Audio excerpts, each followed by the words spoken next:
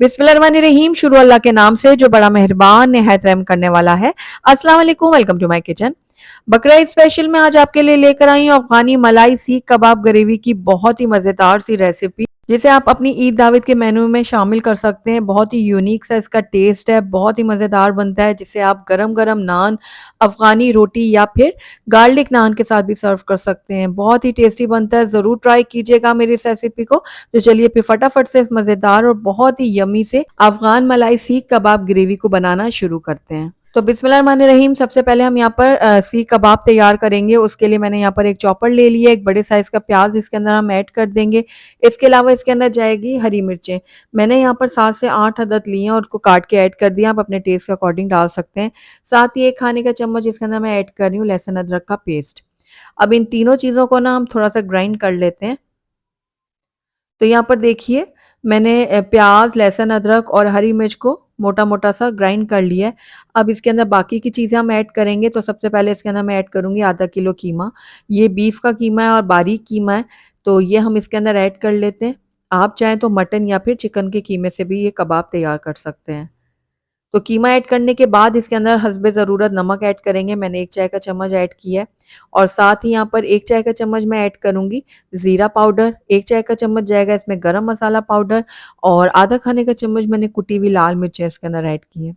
और इसके अलावा 1/4 कप इसके अंदर मैं ऐड कर रही हूँ ब्रेड क्रम्ब्स। इससे बहुत सॉफ्ट और मज़ेदार हमारे कबाब बनेंगे। साथ ही 2 खाने के चम्मच मैंने फ्रेश क्रीम भी इसके अंदर ऐड की है। अगर आपके पास ये नहीं है तो आप दूध की जो ताज़ा मलाई होती है ना वो भी डाल सकते हैं। साथ ही यहाँ पर मैंने कुछ हरे धनिया और पुदीने की पत्तियाँ भी डाल दी हैं।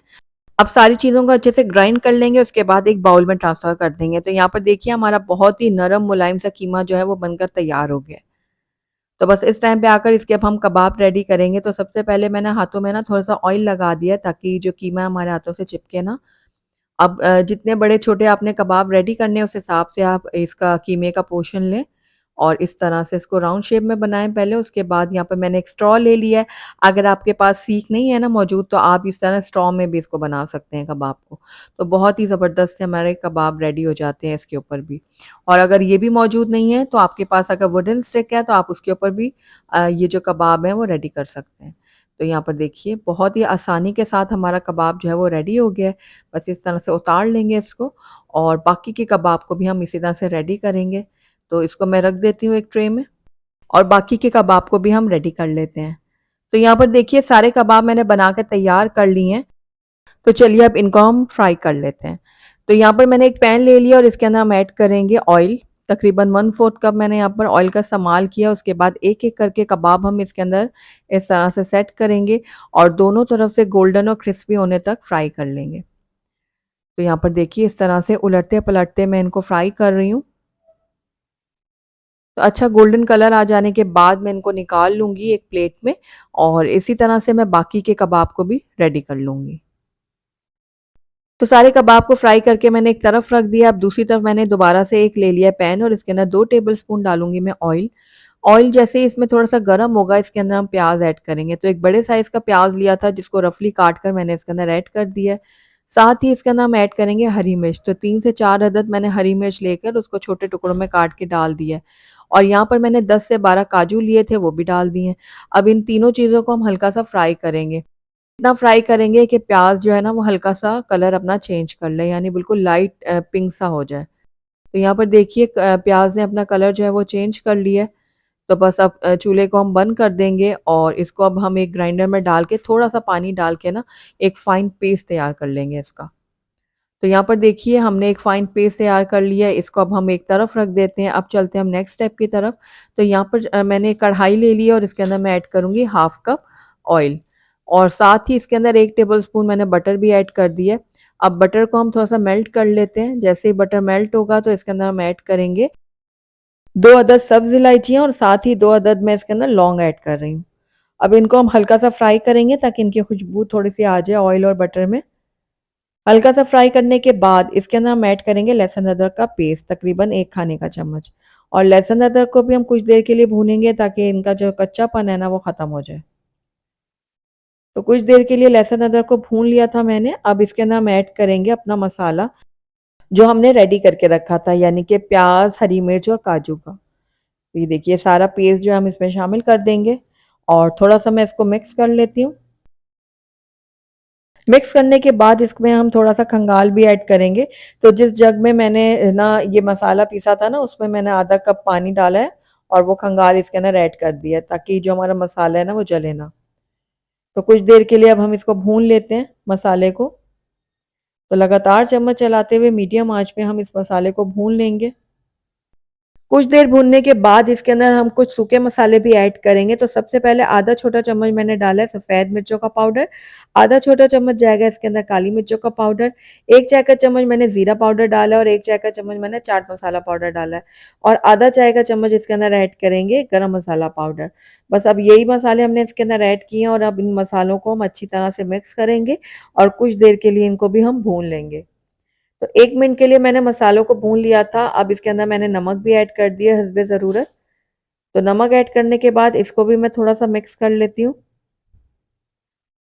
अच्छी तरह से हमने मिक्स कर लिया है सारे मसालों को और कुछ देर के लिए भून लिया है ताकि इनका कच्चापन ख़त्म हो जाए। तो बस इस टाइम पे आकर इसके अंदर हम ऐड करेंगे दही। तो यहाँ पर बहुत ही ये देखिए ज़बरदस्त सी हमारी ग्रेवी तैयार हो रही है। तो यहाँ पर आधा कप मैंने दही लिया था, उसको मैंने अच्छी तरह से फेंट लिया है और वो हम इसके अंदर ऐड करेंगे। फ्लेम को मैंने बिल्कुल लो कर दिया था ताकि दही हमारा फटे ना। तो बस अब ये दही को भी हम अच्छी तरह से मिक्स करते हैं।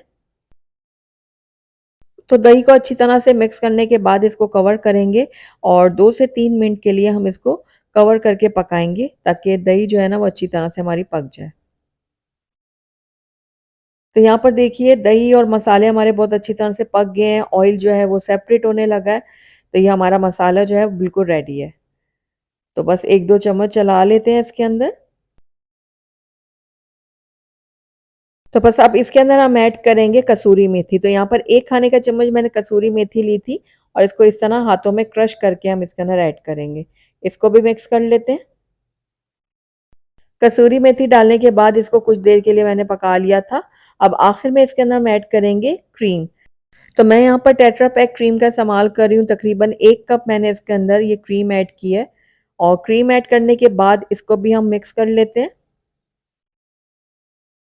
अच्छी तरह से हम इसको मिक्स करेंगे, ज़्यादा देर हमने इसको नहीं पकाना, बस मिक्स जैसे ही करेंगे ना वैसे ही इसके अंदर हम अपने जो कबाब हमने रेडी किए थे वो डाल देंगे। तो ये देखिए सारी चीज़ें क्रीम के साथ अच्छे से मिक्स हो गई हैं। बस इस टाइम पे आकर इसके अंदर हम फ्राई किए हुए कबाब ऐड कर देते हैं। तो ये देखिए सारे कबाब जो है मैंने डाल दिए हैं इसके अंदर और अब इसको हम हल्के हाथों से मिक्स कर लेंगे। तो ये देखिए इस तरह से हमने इस ग्रेवी के अंदर कबाब को अच्छी तरह से मिक्स कर दिया है। मिक्स करने के बाद इसको हम कवर करेंगे और कवर करने के बाद इसको तकरीबन 5 से 6 मिनट के लिए बिल्कुल लो फ्लेम में पकने के लिए छोड़ देंगे। यहाँ पर देखिए तकरीबन 5 मिनट हो गया था सीख कबाब ग्रेवी को पकते हुए और यहाँ पर देखिए ऑयल जो है वो सेपरेट होने लग गया है और हमारे जो ये सीख कबाब ग्रेवी है ना बिल्कुल रेडी हो चुकी है। तो ये देखिए कितनी सिल्की और स्मूथ ये ग्रेवी बनकर तैयार हुई है। बस आखिर में इसके अंदर हम ऐड करेंगे कटा हुआ हरा धनिया। तो यहाँ पर बारीक कटा हुआ हरा धनिया हम ऐड कर देते हैं। उसके बाद हल्के हाथों से इसको भी मैं मिक्स करूँगी। ये देखिए इस तरह से। तो ये लीजिए हमारी बहुत ही मज़ेदार बिल्कुल रेस्टोरेंट स्टाइल अफ़गानी मलाई सीख कबाब ग्रेवी बनकर तैयार हो गई है। तो चलिए इसको अब हम प्लेट आउट कर लेते हैं। तो अल्हम्दुलिल्लाह जी हमारी बहुत ही मज़ेदार सिल्की स्मूथ अफ़गानी मलाई सीख कबाब ग्रेवी बनकर तैयार हो गई है। आप इसको गरम-गरम नान के साथ, अफ़गानी रोटी के साथ या फिर गार्लिक नान के साथ भी सर्व कर सकते हैं। तो अपनी ईद के मेन्यू में इस रेसिपी को ज़रूर शामिल कीजिएगा, आपके मेहमान भी खुश हो जाएँगे। तो अगर आपको मेरी आज की रेसिपी पसंद आई तो इसको लाइक भी ज़रूर कीजिएगा और मेरी वीडियो को शुरू से एंड तक देखने का आपका बहुत-बहुत शुक्रिया। Thank you for watching. अल्लाह हाफ़िज़।